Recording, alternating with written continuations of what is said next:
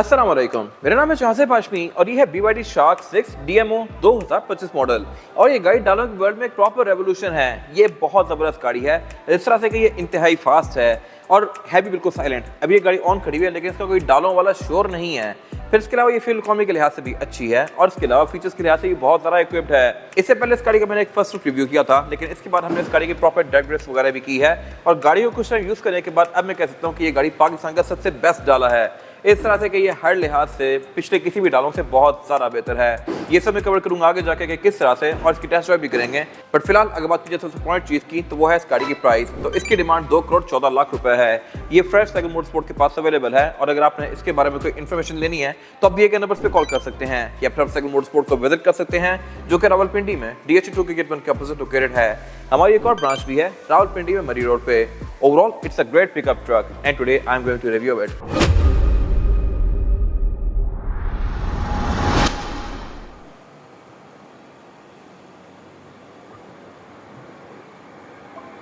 Alright, driving the BYD shark 2025 model. और ये गाड़ी बैठते साथ ही आपको सही लग्जरियस फील होती है। कहीं से भी एक गाड़ी का इंटीरियर डाले का इंटीरियर नहीं लगता, ये एक लग्जरी ऐसी भी लगती है। और इसके अलावा यहाँ बैठते आपको जो पहली चीज़ फील होगी वो ये है कि ये गाड़ी बहुत साइलेंट है। अभी मैं प्रॉपर एक GT रोड पर फिर रहा हूँ लेकिन यहाँ पे भी इसमें कोई नॉइज़ नहीं आ रही। बाहर की शोर आप सुनिएगा, बाहर इतना शोर है लेकिन गाड़ी के अंदर ये बिल्कुल साइलेंट है। इसके अलावा यहाँ बैठते ही आपको जो पहली चीज़ फील करेंगे वो है इस गाड़ी की एक तो लग्जरी, और जब इसको चलाएंगे तो इसकी एक्सीलरेशन भी आपको सही फील होती है।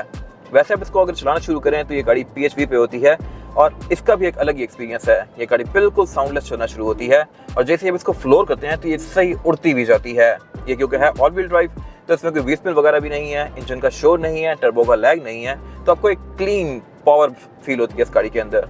बाकी इसके अलावा इसमें फीचर्स काफ़ी अच्छे हैं, लेन डिपार्चर असिस्ट वगैरह है तो ये भी काफ़ी असिस्ट करते हैं आपको। अगर मैं लेन चेक करता हूँ तो ये गाड़ी प्रॉपर मुझे वाइब्रेट करके बताती है कि आप लेन से बाहर जा रहे हैं। इसकी जो मुझे बेस्ट चीज़ लगी है वो ये है कि इसका मैंने अभी टैंक फुल करवाया है और इसका टैंक बिल्कुल एम्प्टी था, जीरो, और फुल ये 12,700 में हो गई है। इतना का टैंक सिविक का फुल होता है, बट ये गाड़ी भी इतने में फुल हुई है और रेंज अब फुल शो करवा रही है। एक फुल चार्ज और फुल टैंक के साथ ये गाड़ी आपको 800 किलोमीटर की रेंज दे सकती है और ये 800 दे रही है सिर्फ 12,700 के फ्यूल में। और ये फ्यूल भी सिर्फ तभी यूज़ होगा जब इसका PHV खत्म हो जाएगा। तो अगर मैं इसको चार्ज करता हूँ बार बार तो इसका फ्यूल भी यूज़ नहीं होगा, और जब फ्यूल यूज़ करके ख़त्म भी करेगी तो इसका टैंक 12,700 में फुल हो जाएगा। तो ये गाड़ी आपको सिविक से भी सस्ती पड़ेगी फ्यूल पे, लेकिन अगर आप इसको चार्ज करें तो फिर ये आपको बिल्कुल मुफ्त पड़ेगी। बाकी इसके अलावा इसमें फीचर्स भी अच्छे हैं। यहाँ हेड्स अप डिस्प्ले दिया गया है जो कि आपको गाड़ी की mostly vital stats wind screen के अंदर शो करवाता है।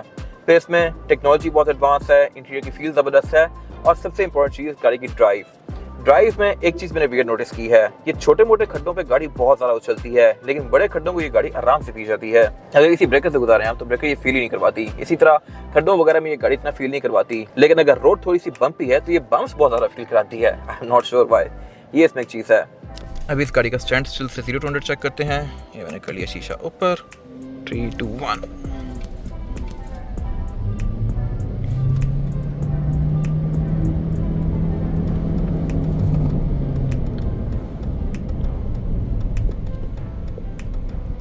ओके, तो ये था इसका टेस्ट ड्राइव एक्सपीरियंस और अब मैं कह सकता हूँ कि ये गाड़ी एक परफेक्ट डाला है। हर लिहाज से ये गाड़ी बहुत ज़बरदस्त है। और जहाँ तो बात इसके कलर्स की रेंज की तो इसमें 3 कलर्स आते हैं। एक ब्लू वाली गाड़ी जो कि मैंने पहले रिव्यू की थी, फिर इसमें वाइट आता है और फिर ये ब्लैक आता है। बट इन तीनों में मेरे ख्याल से ब्लैक वाली गाड़ी सबसे ज़्यादा खूबसूरत है। किस तरह से मैं कवर करूँगा आगे जाके। इसमें बहुत सारी चीज़ें ब्लैक आउट होती हैं जो कि इसके साथ बहुत अच्छे से जा रही हैं। फिलहाल जहाँ तक बात है इस गाड़ी की लुक्स की तो इसको डीबैच करके अगर किसी आम बंदे को दिखाया जाए तो वो इसको किसी GMC या फोर्ड से कन्फ्यूज़ कर सकता है, क्योंकि ये गाड़ी इतनी ज़्यादा खूबसूरत है फ्रंट से। फ्रंट पे इसमें F-150 लाइटनिंग जैसी है, पूरी LED बार कंटिन्यू करती है एंड टू एंड। और इसके अलावा फिर इसमें ये हेडलाइट भी बाइजोन प्रोजेक्शन लैंप के साथ है। फिर इसकी फॉग लैंप भी नीचे LED में आती है और इनकी थ्रो वगैरह भी ऑब्वियसली ज़बरदस्त है। फिर इनमें ऑटोमेटिक वाला फीचर भी है और ऑटो लेवलिंग भी है। बाकी इसके अलावा बिल्ड क्वालिटी भी यहाँ पे अच्छी है, मटेरियल अच्छे यूज़ किए गए हैं। जहाँ तक बात है फीचर्स की तो इसमें lane departure assist, adaptive cruise control, ये सब आता है। और यहाँ पे पार्किंग सेंसर्स भी दिए गए हैं जो कि एंड टू एंड कंटिन्यू करते हैं। फ्रंट बम्पर में ये सिल्वर वाला एरिया है तो सिंपल सा, यहाँ पे कोई टो हुक्स नहीं दिए गए, लेकिन नीचे इसके प्रॉपर असल टो हुक्स आते हैं। और जहाँ तक इस गाड़ी के साइज़ की तो साइज़ के लिहाज से ये गाड़ी रेंजर रैप्टर या रिवो वगैरह से ज़्यादा बड़ी है। इसका डायरेक्ट कॉम्पिटिशन थिएटर में बनता है टकोमा, क्योंकि वो गाड़ी रिवो से बड़ी होती है बट टंड्रा से छोटी होती है, और ये इसका डायरेक्ट कॉम्पिटिशन बनता है। और वैसे इंप्रेशन के लिहाज से गाड़ी रिवो से काफ़ी बड़ी है क्योंकि ये बिल्कुल बॉक्सी सी गाड़ी है। हेडलाइट भी इसकी बिल्कुल एंड तक जाके कंटिन्यू होती है, रूफ भी इसकी बिल्कुल बॉक्सी सी है और इसका डाला भी बैक पे बिल्कुल एंड तक कंटिन्यू करता है। कोई कॉर्नर इसमें राउंड नहीं किए गए ताकि इसकी लुक छोटी ना हो, और ये मेरे ख्याल से एक बड़ी जबरदस्त चीज़ है। सिर्फ इस गाड़ी में जो एक चीज़ मिसिंग है वो है बैक पे रोल बार। अगर रोल बार भी आता तो बहुत बेस्ट हो जाता, बट आई एम श्योर कि पाकिस्तान में कुछ टाइम बाद ये आना शुरू हो जाएंगे और फिर इस गाड़ी की लुक्स बहुत बल्कि हो जाएंगी। बाकी इसके अलावा जहाँ तक बात है ग्राउंड क्लियरेंस की, तो ये इसमें अच्छी खासी ऊंची है।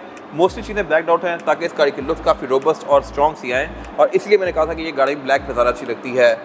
बाकी इसमें एंट्री और एग्जिट भी आसान है, आप अपनी ही हाइट में इसमें बैठ सकते हैं, निकल सकते हैं। और जहाँ तक बात है फीचर्स की, तो इसके साइड में ऑटो रिट्रैक्टेबल, एडजस्टेबल, ये सब तो हैं ही। और इसके अलावा यहाँ पे कैमरास भी दिए गए हैं। इस गाड़ी में कैमरा सेटअप 540 डिग्री आता है, यानी कि ये गाड़ी आपको साइड्स का व्यू तो देगी ही, बट इसके नीचे का व्यू भी देगी। और इसके अलावा यहाँ पर और इसके राइट साइड मिरर पे एक NFC का बैज दिया गया है। इस गाड़ी के साथ एक कार्ड आता है जिसको आप यहाँ पे टैप करके गाड़ी को अनलॉक कर सकते हैं, नई सिविक कार्स की तरह, और ये मेरे ख्याल से काफ़ी फिट चीज़ है। बाकी इसके अलावा इसका सस्पेंशन भी काफ़ी कंफर्टेबल है, और डालो में यूजुअली बैक पे यहाँ पे कुछ खास आता नहीं है, बट इस गाड़ी में यहाँ पे बहुत सारी स्पेशल चीज़ें हैं। एक तो ये कि इसका फ्यूल डोर लेफ्ट पे है, बट यहाँ पे एक और डोर दिया गया है जहाँ से आप इस गाड़ी को चार्ज करेंगे।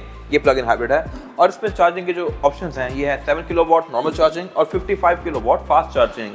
और 55 किलोवाट पे ये गाड़ी 30 सेगमेंट के अंदर 0 to 100 हो जाती है। बाकी इसके अलावा अगर आप इसको नॉर्मल चार्ज करते हैं घर पे, तो ये गाड़ी ओवरनाइट चार्ज होगी, और इसके चार्जर्स जो हैं वो पिछली सीट के पीछे आते हैं यहाँ पे। अगर आप सीट का नीचे वाला एरिया उठाएंगे और फिर ऊपर से सीट को पूरा फोल्ड कर देंगे तो बैक पे इसकी टूल किट, इसका जैक और इसका चार्जर पड़ा हुआ होता है। बाकी इसका पूरा एक साथ बॉक्स आता है जिसमें इसकी एक्सेसरीज होती हैं, और एक फुल चार्ज में गाड़ी आपको 100 किलोमीटर देगी। कंबाइंड ये गाड़ी 800 किलोमीटर चल सकती है, 700 किलोमीटर उस टैंक पे और इसके अलावा 100 किलोमीटर यहाँ से। इसके अलावा बाकी इसमें बैक पे जो ब्रेक्स हैं ये भी डिस्क ब्रेक हैं। रेवो में पाकिस्तान में ऑल व्हील डिस्क ब्रेक नहीं आती, ना ही फॉर्च्यूनर में, बट ये गाड़ी all wheel disc brake offer कर रही है। रेवो में पाकिस्तान में ऑल व्हील डिस्क ब्रेक नहीं आती, बट ये गाड़ी ऑफर कर रही है। और सिर्फ यही नहीं, इसमें टायर्स भी कॉन्टिनेंटल के हैं, मोर ऑन दैट लेटर। बाकी इसके जो ये व्हील आर्च है ये भी पूरी तरह से कवर्ड है। रिवो में आपको आर पार ही नजर आ रहा होता है और वो थोड़ा सा वियर्ड लगता है, बट इसमें हर चीज़ पे वर्क किया गया है। और जहाँ तक बात है इसका एक रेयर एंड की, तो इसमें टेल लाइट भी हाईलाइट की तरह दी गई हैं जो कि एंड टू एंड कंटिन्यू करी हैं, और साइड पे ये इसकी तरह से आगे कर्व हो जाती हैं। फिर यहाँ पे BYD टेक की बैजिंग दी गई है। वैसे फोर्स में यहाँ पे रडार का एक सेंसर आता है, और इसमें काफ़ी हद तक लुक वैसे ही बनाई गई है। और ब्लैक गाड़ी में इसके बैजेस ब्लैक आउट हो जाते हैं। वैसे हर गाड़ी में बैजेस ब्लैक ही आते हैं, बेशक आप इसको ब्लू लें या वाइट लें, लेकिन ब्लैक में इनकी सही चलती खूबसूरत सी लुक आ रही है, और ये मेरे ख्याल से बहुत ज़बरदस्त चीज़ है। लोग लेके गाड़ी की बैजेस ब्लैक करवाते हैं, इसमें आई ब्लैक हैं। फिर यहाँ BYD बोस किया हुआ है, और बैक पे इसमें व्हीकल टू लोड भी आता है। एक तो यहाँ पे प्रॉपर एक पोर्ट दिया गया है, सॉकेट, जहाँ से आप एक्सेसरीज को पावर कर सकते हैं, और इसके अलावा यहाँ पे इसमें टोइंग गियर भी आता है फोर्स की तरह। फिर इसके अलावा ये गाड़ी बैक पे रिवर्स यहाँ पे ऑफर करती है, और इसमें रेयर फॉग भी आती है। फिर ये गाड़ी बैक पे पार्किंग सेंसर ऑफर करती है ऑब्वियसली, और इसके अलावा इसका टेल गेट जो है इसका रिलीज फॉरवर्ड है, जिसको मैं इस तरह से अनलॉक कर सकता हूँ। और यहाँ पे एक और चीज़ अच्छी है, वो ये है कि ये ट्रक गिर नहीं जाता, ये आइस साइज ओपन होता है। इसमें स्लो डाउन शॉक कंपनी से आया हुआ है, जबकि रिवो का डाला एकदम से डस्ट करके नीचे गिर जाता है। एंट्री और एग्जिट इसमें आसान है, ये है भी बहुत ज़्यादा स्पेशियस, और ये यहाँ पे प्रॉपर आउटलेट दिया गया है जिससे आप बहुत सारी चीज़ों को पावर कर सकते हैं। फिर इसकी डिग्गी के अंदर लाइट्स भी काफ़ी प्रॉपर आती हैं, रिवो की तरह नहीं कि बस फॉर्मेलिटी पूरी करी हो, ये इसको सही इल्यूमिनेट करती हैं। लेकिन एक चीज़ यहाँ पे कम है, वो ये है कि बैक पे इसमें विंडो नहीं दी गई, बट वो कोई ऐसा फीचर नहीं है जिसके पीछे आप गाड़ी छोड़ दें। और उसके अलावा ऊपर यहाँ पे एक शार्क इंटीरियर भी दिया गया है, जो कि मोस्टली लोग शायद नोटिस भी ना करें। ऑलराइट, अब अगर बात कीजिए इस गाड़ी के इंटीरियर की, तो ये भी बहुत एक्साइटिंग है। सबसे पहले तो आपकी नजर जाएगी इस बड़ी सारी स्क्रीन पे, और ये इंटरेस्टिंग है इस तरह से कि यहाँ पे एक बटन दिया गया है, इसको मैं क्लिक करूंगा तो ये स्क्रीन वर्टिकल हो जाएगी। आई एम श्योर कि इसका कोई खास यूज़ है नहीं, क्योंकि इस एस्पेक्ट रेशो पे ना कोई वीडियो चल सकती है, ना ही कोई आप खास गेमिंग वगैरह यूज़ कर सकते हैं, ना इस पर कोई खास ऐप यूज़ कर सकते हैं, बट सिर्फ इट्स कूल। फीचर होना ना होने से बेहतर है। यूज़ आप इसको मोस्टली यूँ ही करेंगे। और बाय द वे, इस वर्टिकल होने का फ़ायदा ये है कि जब भी आप गाड़ी में आके बैठते हैं और अपनी स्क्रीन वर्टिकल रखी हुई है, तो गाड़ी को आप बंद करेंगे तो ये स्क्रीन लैंडस्केप हो जाएगी, और दोबारा ऑन करेंगे तो फिर वर्टिकल होगी। तो हर बार जब आप गाड़ी को ऑन करेंगे स्क्रीन घूमेगी, और ये एक अच्छा इंटरेस्टिंग फीचर है। बाकी इसके अलावा जहाँ तक बात है बिल्ड क्वालिटी की, तो ये भी इसमें बहुत ज़बरदस्त है। ये लग्जरी के लिहाज से कहीं भी अमेरिकन कार से कम नहीं है। स्टीयरिंग व्हील इसका पूरा लेदर स्ट्रेच्ड है, और यहाँ पे ऑरेंज लाइनिंग कंटिन्यू की गई है, जो कि इसको एक इलेक्ट्रीफाई वाली लुक देती है। और इसके अलावा ये स्टीयरिंग व्हील हैवी मल्टीमीडिया वाला। क्रूज कंट्रोल इसमें एडेप्टिव है, और इसके अलावा यहाँ पे इसके ड्राइव मोड्स दिए गए हैं, जो कि मेन 3 ही हैं, इको, नॉर्मल और स्पोर्ट। और राइट पे एक और कंट्रोल दिया गया है जो कि टेरेन मोड्स का है, ये भी 3 है, जो कि है बड, सैंड और स्नो। और जब भी आप इसको कहीं सैंड या मड वगैरह पे करेंगे तब इसका इंजन ऑन हो जाएगा। स्पोर्ट मोड में भी इसका इंजन ऑन हो जाता है। बाकी इसके अलावा steering wheel tilt and telescopic है, वाइपर और हेडलाइट्स की ऑटोमेटिक हैं, और जहाँ तक बात है मीटर की, तो ये भी काफ़ी हद तक कॉन्फ़िगरेबल है। थीम्स तो चेंज कर ही सकते हैं, बट ये आपको इसकी स्टैट्स, TPM ये सारी चीज़ें शो करवाता है। मीटर में गाड़ी 2 गेज शो करवाती है, एक फ्यूल गेज और फिर इसका एक चार्ज इंडिकेटर। चार्जिंग में ये गाड़ी 100 किलोमीटर चलती है और इसके अलावा फ्यूल पे ये गाड़ी 700, तो कंबाइंड इसकी रेंज 800 होती है। अभी टैंक ऑलमोस्ट फुल है बट इसकी रेंज 677 आ रही है और 25% चार्जिंग है, बट 25% पे भी ये गाड़ी पूरी तरह से बंद है। सेंटर में एक BYD गाड़ी बनी हुई है जो कि आपकी सेटिंग्स के हिसाब से एडजस्ट करती है। अगर मैं लाइट्स ऑफ कर दूंगा तो इसकी लाइट्स भी ऑफ हो जाएंगी, लाइट्स ऑन करूंगा तो इसकी लाइट्स भी ऑन होंगी और ब्रेक दबाने पे यहाँ ब्रेक की लाइट्स भी ऑन होती हैं। तो नाइस अटेंशन टू डिटेल। और इसके अलावा ये आगे की गाड़ियां भी सेंस करके आपको यहाँ बताती है टेस्ला की तरह। फिर इसके अलावा पीछे इसका हेड्स अप डिस्प्ले दिया गया है जो कि अच्छा खासा मैसिव है और फीचर्स के लिहाज से भी डिसेंट है। यहाँ पे आपको लेन, स्पीड लिमिट ये सब कुछ शो करवा रही है और डैशबोर्ड की बिल्ड क्वालिटी भी अच्छी है। पूरा ही डैशबोर्ड सॉफ्ट टच पैडिंग की फिनिश में है, कहीं भी आपको प्लास्टिक देखने को नहीं मिलेगा। सेंटर में इसका सबवूफर दिया गया है। मल्टीमीडिया स्क्रीन पे मैंने मोटी बात तो की है, लेकिन जहाँ तक बात है इसके फीचर्स की तो क्लाइमेट कंट्रोल इस गाड़ी में ऑटोमेटिक है। सीट्स इसकी हीटेड और वेंटिलेटेड दोनों हैं और इसके अलावा यहाँ गाड़ी की मोस्टली सेटिंग्स भी दी गई हैं। इसमें Android auto, Apple CarPlay, navigation ये सब कुछ ऑब्वियसली आता है और ये मोस्टली गाड़ियों की स्क्रीन से ज़्यादा एडवांस है, बट इसके बारे में डिटेल में बात मैंने पहले ऑलरेडी की हुई है, तो आप जाके वो रिव्यूज़ देख सकते हैं शार्क के। इसके अलावा नीचे यहाँ पे ये एयरवेंट्स वगैरह दिए गए हैं, वायरलेस चार्जर दिया गया है। वायरलेस चार्जर भी इस गाड़ी में फास्ट है, यहाँ भी कॉस्ट कटिंग नहीं की गई। और फिर उससे पीछे इसका ये गैस सेलेक्टर वाला पैनल दिया गया है जो कि सीरियसली फोर्ड रेंजर रैप्टर से इंस्पायर्ड है। रेंजर में भी सेम टू सेम ऐसे ही गैस सेलेक्टर आता है और उसको आप इस तरह गैस में स्विच करते हैं। Same goes for this car, but इसकी एक चीज़ मुझे अच्छी ये लगी है कि जब आप गियर को पीछे करके छोड़ते हैं तो ये वापस अपनी जगह पे आ जाता है। रेंजर में गियर पीछे ही रह जाता है और वो देखने में थोड़ा सा वियर्ड लगता है जब गाड़ी चल रही हो, तो ये कॉन्फ़िगरेशन मेरे ख्याल से बेहतर है।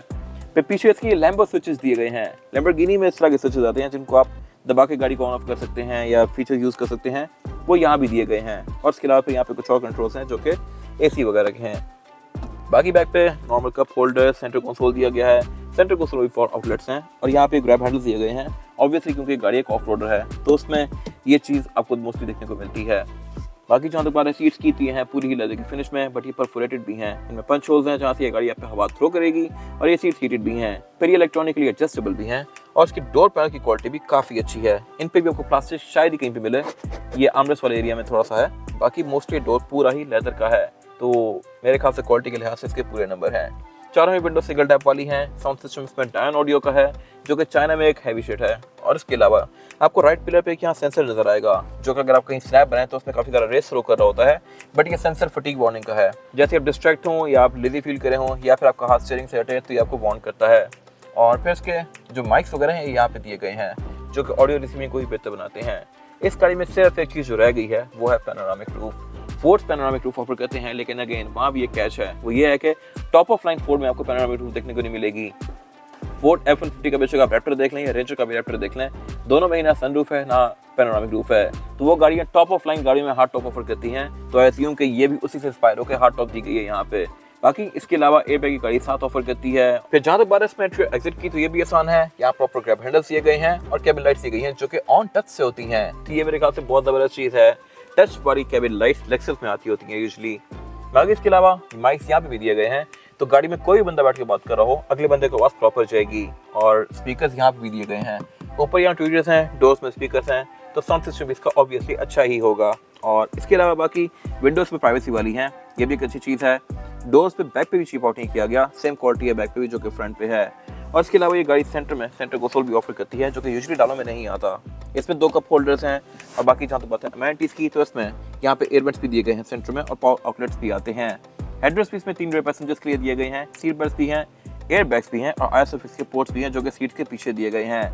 तो डाले के लिहाज से बैक पे अमेनिटीज़ पूरी हैं, इससे ज़्यादा यहाँ पे कुछ हो नहीं सकता और बाकी यहाँ कुछ खास है नहीं। और जहाँ तक बात है इस गाड़ी के अंडर द हुड सिचुएशन की, तो सबसे पहले बात करते हैं इसके हुड की, जो कि आप ब्रेड इस तरह से ओपन कर सकते हैं। इसमें स्टैंड नहीं आता, हाइड्रोलिक्स आते हैं और ये मेरे ख्याल से बड़ी ज़बरदस्त चीज़ है। इससे कहीं महंगी गाड़ी फॉर्च्यूनर GR स्पोर्ट भी अभी तक स्टैंड ऑफर कर रही है, रिवो भी स्टैंड आते हैं और ये मेरे ख्याल से बड़ी फिट चीज़ है। फिर ये ओपन में BMW की तरह होता है, इसको 2 दफ़ा पुल करेंगे, बट ये सब तो होगी छोटी मोटी चीज़ें। बट जहाँ तक इस गाड़ी के इंजन की, तो इंजन इसका सुनने में तो छोटू सा लगता है, सिर्फ 15 cc, लेकिन ये engine twin turbocharge plug in hybrid है और ये गाड़ी 436 हॉर्स पावर यूज़ करती है जो कि इनॉर्मस फिगर है इस गाड़ी के लिहाज से। अब कहने को ये गाड़ी सिर्फ एक डाला है, बट 436 हॉर्स पावर लेक्सस 570 या 600 वगैरह की होती हैं उन साइज़ की गाड़ियों की, और इसी वजह से ये गाड़ी फिर हैवी इंसेंटली फास्ट और फिर एट द सेम टाइम ये गाड़ी ट्विन टर्बो के साथ प्लग इन हाइब्रिड भी है, तो इसका टॉर्क और एक्सेलरेशन भी इंस्टेंट है। ये 650 newton metre of torque produce करती है जो कि मैसिव फिगर्स हैं और ये चीज़ आपको ऑन रोड फील भी होती है। अब जैसे इस गाड़ी को फ्लोर करते हैं तो ये गाड़ी लिटरली निकलती है कोयले की तरह। और फिर इसको हमने पहले फोर्ड रेंज रैप्टर के साथ भगा के भी चेक किया हुआ है। वो गाड़ी by the way twin turbo charge होती है और 3000 सीसी होती है, बट उसको भी इसने काफ़ी टफ टाइम दिया है और कई दफ़ा हराया है। 0 to 100 इस गाड़ी का 5.7 सेकंड कंपनी क्लेम करती है, बट जो मैंने टेस्ट किया था उसमें ये गाड़ी 5.5 सेकंड में 0 to 100 करी थी। और बाकी जहाँ तक बात है इसकी ड्राइव ट्रेन की, तो ये गाड़ी ऑल व्हील ड्राइव है, लेकिन जब ये गाड़ी हाइब्रिड से ख़त्म हो जाती है और सिर्फ इंजन पे आ जाती है तो फिर ये फ्रंट व्हील पे चलती है। यस, मोस्टली गाड़ियाँ वैसे रेड व्हील पे चलती हैं, डाले वगैरह, बट ये गाड़ी जब इंजन पे हो तो फ्रंट टायर चलते हैं इसके, और ये थोड़ी डिफरेंट सी चीज़ है। बाकी इसके अलावा इंजन बेस का काफ़ी टाइटली और नीटली पैक्ड है। इंस्टॉलेशन यहाँ प्रॉपर दी गई है जर्मन कार्स की तरह, और इसमें ABS, traction control, drive mode, ये सब तो आता ही है। प्लस यहाँ पे और भी कुछ चीज़ें दी गई हैं जो कि इस गाड़ी को काफ़ी कंफर्टेबल बनाती हैं। बाकी बोनट के अंदर भी प्रॉपर इंस्टॉलेशन है। और जहाँ तक बात है फ्यूल इकॉनमी की, तो ये गाड़ी क्योंकि प्लग इन हाइब्रिड है जैसा कि मैंने बताया, तो इसकी एवरेज भी वेरी करती है आपकी चार्जिंग के साथ साथ। अगर आप इसको चार्ज करके यूज़ करते हैं और फ्यूल पे आने नहीं देते, तब आप इसके एक टैंक पे पूरा महीने में निकाल सकते हैं, यानी कि 40-50 की एवरेज। लेकिन अगर आप इसको प्रॉपर इंजन पे ही यूज़ करते हैं तो ये गाड़ी 10-12 के आसपास की एवरेज देगी इलेक्ट्रिक के बगैर। वो अगेन मेरे ख्याल से डिसेंट साइज की गाड़ी के लिहाज से ये 10-12 की एवरेज रीवो GR की होती है, जबकि रीवो GR पावर के लिहाज से इससे आधे से भी कम है और भागने के लिहाज से इसके करीब नहीं आता। और अगर यही परफॉर्मेंस फिगर सिर्फ एक पेट्रोल इंजन के हो तो वो गाड़ी आपको 3-4 की एवरेज देगी। तो उस लिहाज से ये गाड़ी बहुत फिट है, और यही वजह है कि मैं इसको परफेक्ट ट्रक कह रहा हूँ।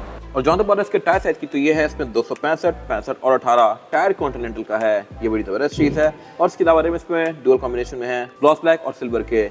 बाकी जैसा कि मैंने पहले बताया था कि इसमें ऑल व्हील डिस्क ब्रेक आती है, तो इसकी ब्रेकिंग बेहतर है, और इसके अलावा इसकी एक्सेलरेशन तो बहुत नेक्स्ट लेवल पे है। ये था आज का रिव्यू। अगर आपको रिव्यू पसंद आया है तो इसको लाइक कीजिए, मेरे चैनल को सब्सक्राइब कीजिए, और अगर आपके पास इस गाड़ी से रिलेटेड कोई भी राय है तो उसको कमेंट सेक्शन में शेयर जरूर कीजिएगा, ताकि वो लोग जो ये गाड़ी लेने वाले हैं वो आपकी राय से फ़ायदा उठा सकें। अपना ख्याल रखिएगा। Thank you.